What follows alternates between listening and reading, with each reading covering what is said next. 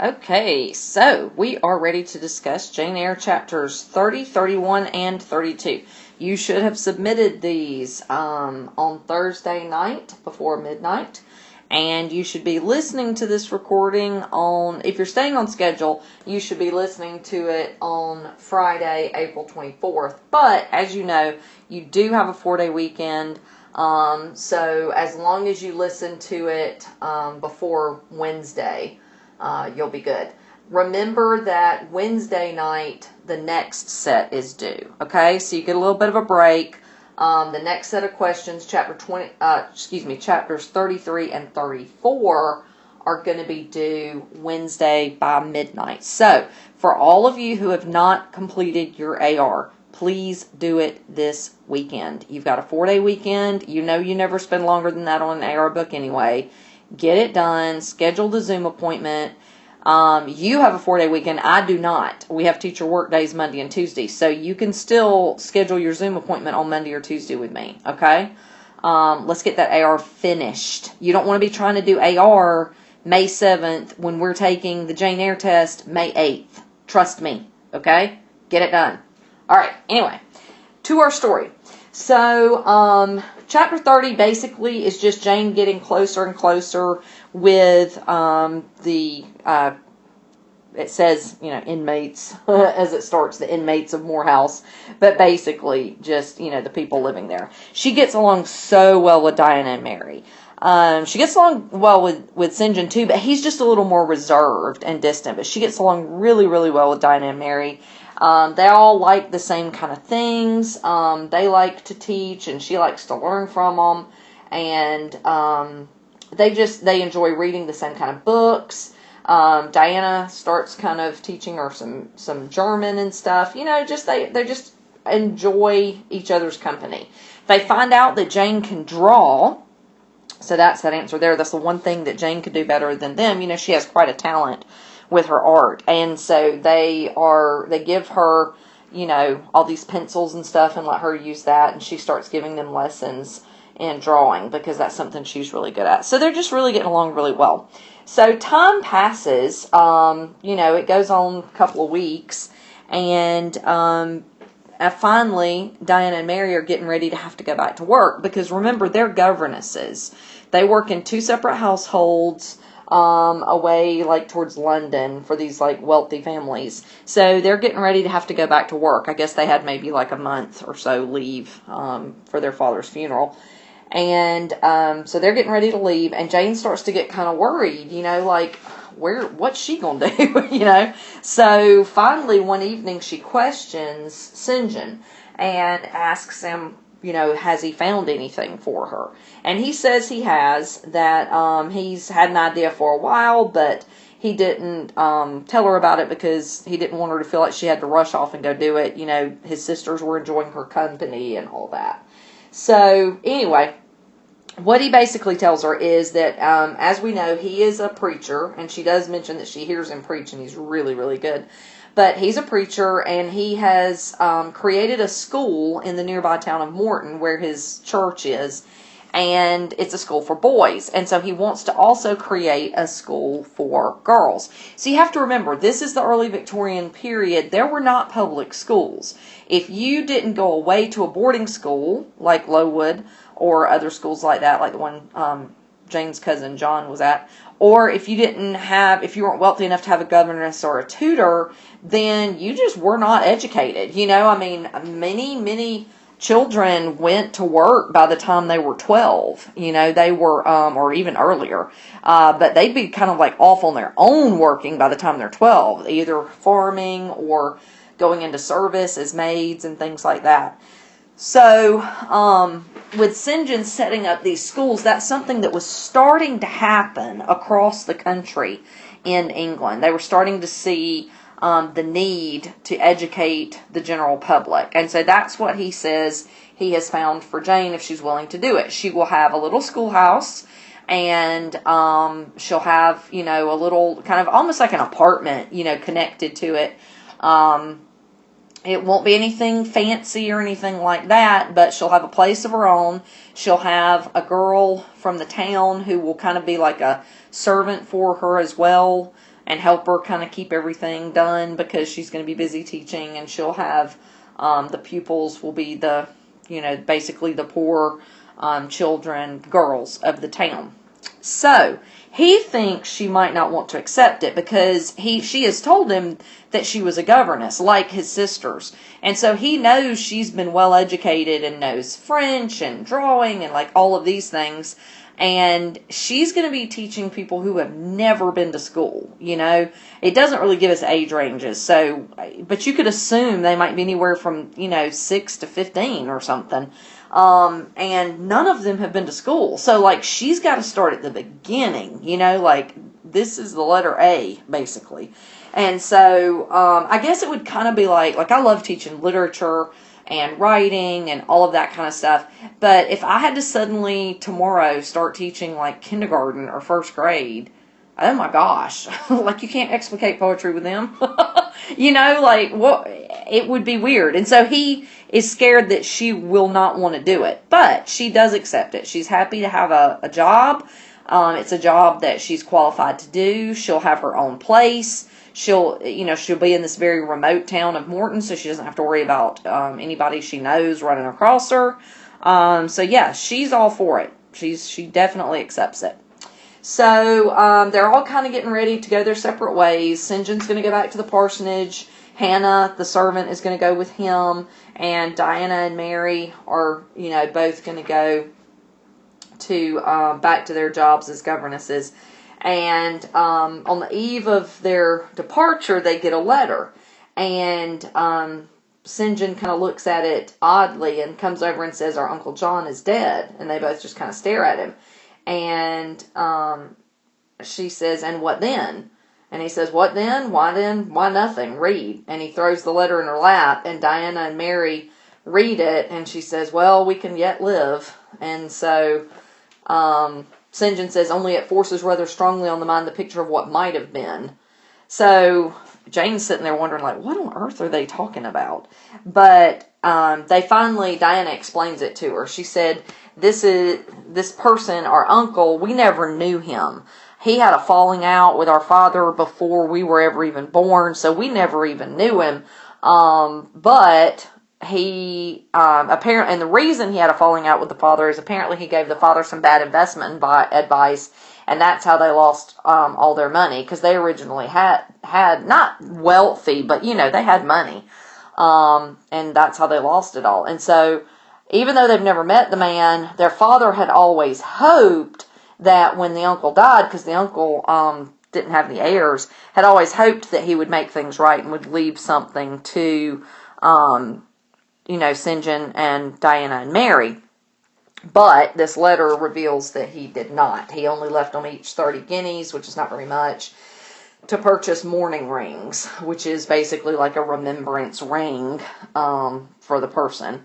And so, they're like, oh, well, he had a fortune of 20,000 pounds, but all of it apparently was given to some other kindred that they also don't know. So they were kind of disappointed, but that ends that chapter. So chapter 31, I said that Jane proves herself through her honesty time and again to be a reliable narrator. She tells us everything. Haven't you noticed that? Like, she tells us the good, the bad, and the ugly.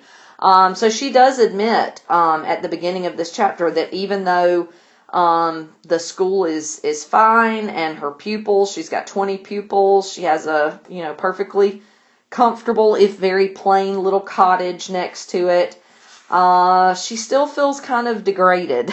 And I don't think, it doesn't mean degraded like we would think about in today's time, like she feels like, she's doing something that's beneath her. Not really, but just the fact that she's not able to use the skills that she's learned. She's having to go back to the very beginning of everything. And you also have to remember that in this time period, they actually thought that poor people did not have the capacity to learn.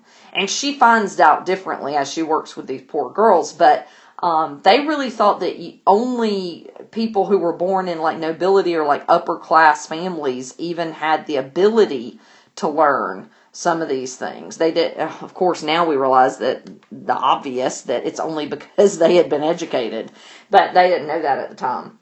So, the other thing, So that's what she admits to herself, is that she does feel a little like, this isn't the best. But there's good parts about it too. The other thing that she admits is that she still misses Rochester. She does a good job of keeping him out of mind during the daytime, but it says multiple times at night she has woken up and she was dreaming she was with him in the south of France, and so she wakes up just sobbing, She still desperately misses him and hopes that he is not going off the rails and is living a good life, because she hopes they can at least meet again in heaven. And so she does say that sometimes she thinks about the fact she could be with him right now if she had made a different decision, but she knows that even though she would have been happy with him, she would have felt bad about herself, because she would have felt like she did the wrong thing. So she still feels like she made the right decision. So one evening, St. John comes to bring her a present that Dinah and Mary left. It's a color box with pencils and paper, so stuff for her to draw with. And he can tell she's been crying, and so he's, like, what's wrong? Or did you not like the job? Or do you not like your cottage? And she's like, no, everything's fine. And I think he kind of guesses that she must be thinking about where she left, because he warns her. He says, don't be like Lot's wife. And of course that's referring to the story in the Bible where Lot and his wife were leaving Sodom and Gomorrah, and she turned back and looked and turned into a pillar of salt. And so that's what he's saying, is that you've obviously left something, that you shouldn't have behind, so don't turn around. Don't look back. Keep looking forward. And so then, as they're talking, he also admits what his actual dream occupation is. He wants to be a missionary, right? So he wants to go to distant lands and preach the gospel and help people in, poor communities and things like that. So that's what he wants to do. He does not want to spend the rest of his life in this small little town of Morton. So while Jane and St. John are talking, a new character comes up. They hear a lovely musical voice, and it turns out to be Rosamund, who is the daughter of the man who owns the needle factory in town. So she is quite wealthy, and so she comes up and is talking to him and seems to be kind of flirting with St. John, and he seems like he gets very flustered, like he turns red when she's there, and so Jane's kind of like, what's this about? So it at least does distract Jane, because she's like, hey, he's got a crush on her. What's going on here? And so she, resolves to find out more. Okay? And so that's how he reacts, kind of oddly, because she can tell that St. John likes Rosamund. Okay, so chapter 32. Time passes. Jane really starts liking her job a lot. Again, she's having these dreams of Rochester at night that plague her because she's scared that he might be doing the wrong thing, and she thinks about how happy she'd be if she was still with him. But in her waking hours, she's happy with her life. Some of the girls are starting to learn very quickly, and she realizes that she is going to actually be able to have an impact. The families in town are very thankful for her and for her teaching their girls, and so they'll invite her to dinner and stuff like that. And so she's doing pretty well. She's settling in. She feels like she's a valued member of the community, and so she's enjoying it. The only thing that's kind of throwing a wrench in it is that she still misses Rochester, and he still haunts her dreams. So one day, Miss Oliver is in Jane's apartment, just kind of hanging out and looking around and stuff, and she realizes that Jane can draw, and she asks her to draw a picture of her. And so, Jane was really excited about that, because Rosamund is beautiful. She describes her as just absolutely gorgeous, and so she's really excited at the idea of doing a portrait, because that would be a fun portrait to draw. So Rosamund sits forward and she's working on it, and she makes such a report of her that Rosamund's dad, Mr. Oliver, wants to meet Jane and everything. And she goes to meet them at Vale Hall, and he turns out to be just a really nice man, and he gets to talking about the Rivers family, St. John and Dinah and Mary, and how they're a good old family. Like I told you, they had money a while back, but they lost it. with that bad investment. And so he says, it's still such a good family name. And, basically he kind of alludes to the fact that he would not mind if his daughter Rosamund married St. John. He didn't come directly out and say that, but in so many words, he kind of hints that he would be fine with that. He would be cool with that. Even though St. John doesn't have money, he has the good family name, and he really admires him. And so, so she thinks that's interesting. So she's like, why is St. John, maybe he doesn't know. Maybe he thinks that she wouldn't want to have anything to do with him, but her dad, seems like he'd be fine with it. So, later on in the chapter, St. John comes over one day, and Jane decides, I'm going to get him to open up. He had brought her a book of excuse me, coronavirus, just kidding. He had brought her a book of poetry, and so she's like, take a seat. And he was looking around at her place, and he saw what she was drawing, and she saw the effect. He stood up real quickly when he realized that she was working on the portrait of Rosamund. And she's like, okay, I'm going to get to the bottom of this. So she was like, have a seat. And she's like, what do you think? Is it like? And he's like, oh, I didn't really look at it. She was like, yes, you did. And so she gets him to look at it more closely and tries to get him to admit how he feels about Rosamund, and hint that, Rosamund's dad would be fine with y'all getting married. And so St. John, and she says, I know she likes you better than anybody else. And he's like, does she? And he's just hanging on her every word. And so finally he's like, just let me be quiet. And he sets a watch out for 15 minutes and just is going to stare at the picture for 15 minutes. So then the timer ends, and he's like, all right, that's it. I got to, not going to think about it anymore. And she's like, why though? Like, why don't you, why won't you act on your emotions? You obviously like her. She likes you. Why not marry her? You could do a lot of good. And he's like, no, she'd be a terrible missionary's wife. And she's like, yeah, but you don't have to be a missionary. And he's like, what? My vocation? Like, that is his ultimate dream. So, like, he does love her, but he realizes, or at least he's got a crush on her, I guess you could say. He's attracted to her. But he realizes that she would not be a good match for him long term. They don't have anything in common, and he wants to go be a missionary, and she definitely would not want to go do that. And so he just realizes that it wouldn't work out in the long run, logically. So that's why he's not going to act on his emotions.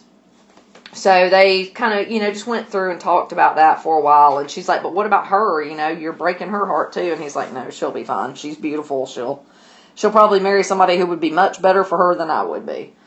And so he's getting ready to go. And he says, again, as he looks at the portrait, she is lovely. She is well named Rose of the World. Your Spanish should have kind of clued you in on that. The whole Rosamund deal. Rose of the World. And so she says, well, do you want me to draw one like it for you? And he says, no. For whose good? No. What good would that do, basically? And so then he's looking again. He goes to cover up the picture because he doesn't want to look at it anymore. And so he's kind of putting away temptation. So he takes a sheet of paper to cover it up with, and it's a blank paper that she's been using to rest her hand on. Any of y'all who do draw or have any kind of artist skills or anything, I know some of y'all were taking art before we shut down school. But you know that when you're working with pastels or pencils or something like that, if you don't put a blank sheet of paper down under your hand as you rest your hand on it, it'll smudge. So that's what it is. It's like a blank sheet of paper that she's got that she puts, under her hand so she doesn't smudge it as she's working. And she's it's got little drawings and stuff on it where she's tested out her pencils as she's getting ready to use it to make sure it's the right color and stuff. And so he sees something on there apparently, because all of a sudden she says, she asks, what's the matter? And he says, nothing in the world. And replacing the paper, I saw him dexterously tear a narrow slip from the margin. It disappeared in his glove, and with one hasty nod and good afternoon, he vanished. And she's like, well, that caps the globe, however, which she says is an expression she's learned from the country folk around there. Basically, it's like, well, doesn't that beat all, is what we would say in the South. And so she's like, I wonder what that was all about. And we don't know. But we will know. So you'll find out the answer to why he tore that little slip of paper off as you read chapter 33 and 34. Okay, so that's the odd thing he does at the end. He tears off that little slip of paper that she's using to like rest her hand on. Okay, so email me if you need me. Some of y'all still need to tell me what your AR book is. I've only gotten it approved for 2 people. I still have 5 other people who have got to let me know what you're reading for AR. So don't forget to do that. And again, let's go and get that AR done over this long weekend. Okay? Get it finished. Y'all have a good one.